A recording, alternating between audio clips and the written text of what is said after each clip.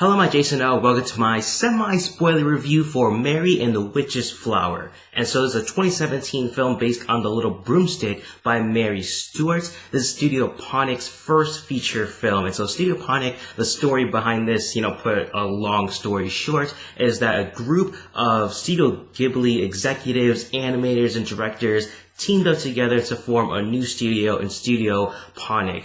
And the director of this feature film is Hiromasa Yonebayashi, who has previously directed The Secret World of Arrietty and When Marnie Was There. Producer, the founder of Studio Ponoc is Yoshiaki Nishimura, and you also have the screenplay written by Riko Sakaguchi, and also Yonebayashi as well. Sakaguchi has worked on The Tale of Princess Kaguya, which is a fantastic film, very underrated. I recommend you check that out.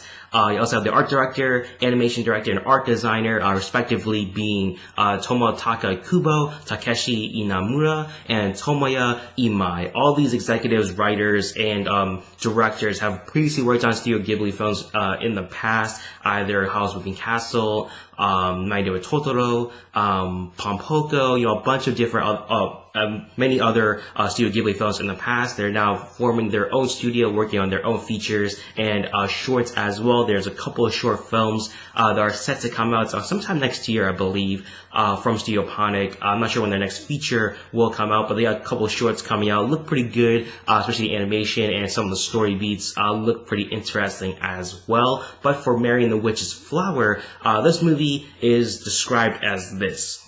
It is Tib, the black cat, who leads Mary to the strange flower in the woods. When she discovers a little broomstick shortly afterwards, she is astonished to feel it jump into action. Before she can gather her wits, it is whisking her over the treetops above the clouds and into the grounds of Edgar College, where all examinations coached for by a competent staff of fully qualified witches. That's from Anime News Network, that did a plot summary there. And so, if you like Studio Ghibli films, Mary and the Witch's Flower is definitely up your alley. There are so many homages, so many different callbacks to other Studio Ghibli films, and obviously many of these animators and executives have worked on Studio Ghibli films before, so definitely using those influences onto Mary and the Witch's Flower to really set up a first feature for a new studio.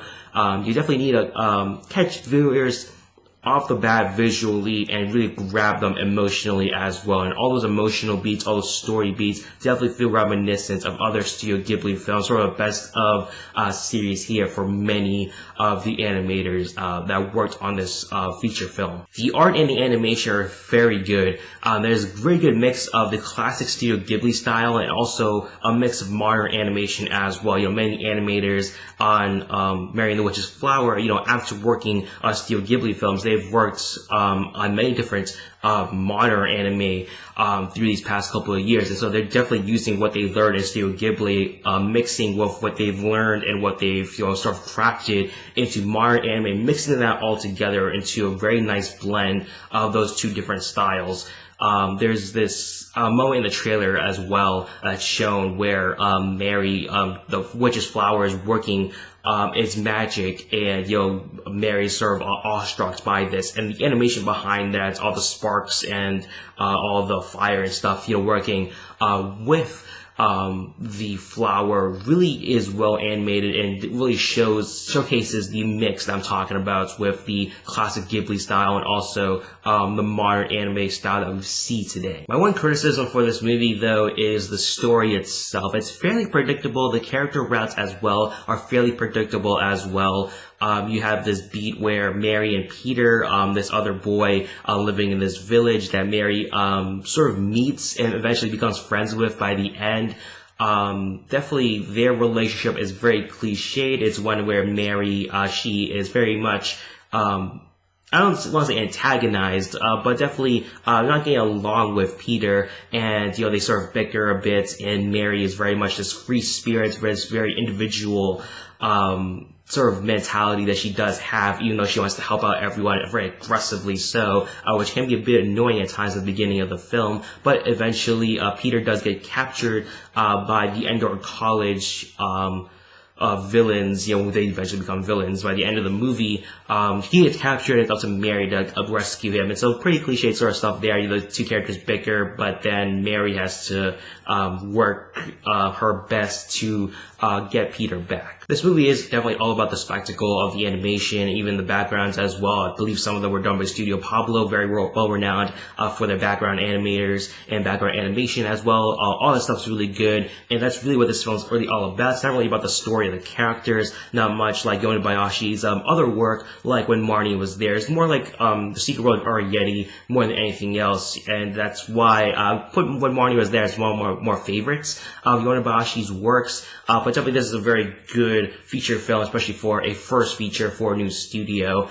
Definitely, if you want your kids to watch this is a very good kids film to watch, especially with the dub as well, which is on Netflix right now. The sub isn't on Netflix. I have to watch the home video release for that, but the dub is on Netflix. It's pretty good, very solid. They went with British accents for the dub actors. Kind of makes sense, I guess. It's very much a vaguely sort of British environment and setting. They really do a good job at capturing that, especially with Endor College as well. Their very unique design of the college, where you do get those wide shots of it there. And so kind of reminded me a little bit of Academia in some sort of bits there, but still it's very solid overall, and all the actors do a very good job with their roles and the way they portray those roles as well, especially the emotional beats that the voice actor for Mary does.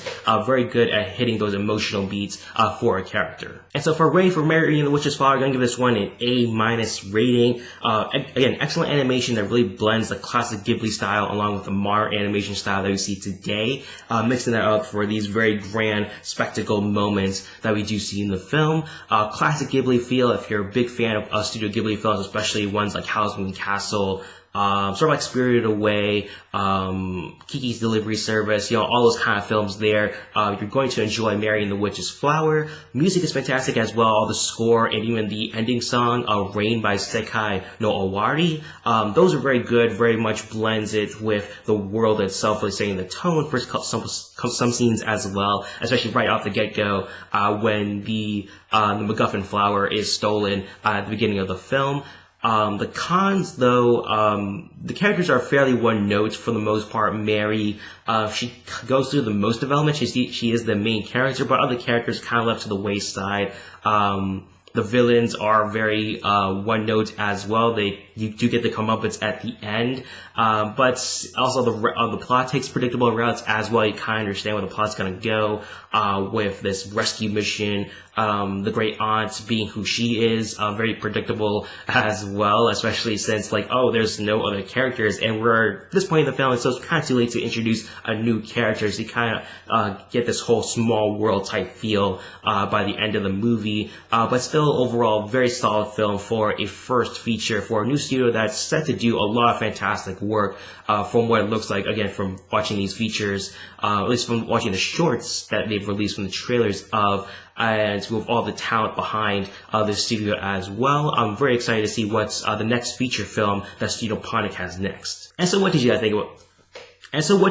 think about this movie? Did you watch it on the film screen? Did you watch it on DVD or Blu-ray? Or did you watch it on Netflix? Put your thoughts on the movie in the comment section down below. Also make sure to like, share, and subscribe as well. And subscribe, make sure that notification bell so you get notified when I post videos on this channel. Thank you for watching my movie review for Mary and the Witch's Flower. Hope you guys have a nice day, and I'll see you in the next video.